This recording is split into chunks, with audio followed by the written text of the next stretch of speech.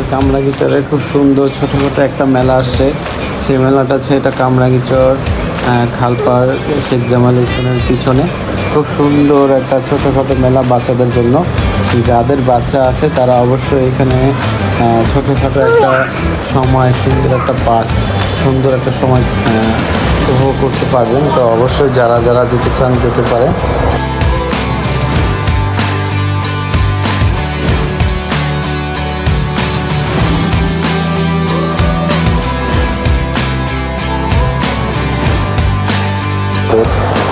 সুন্দর সুন্দর রাইড।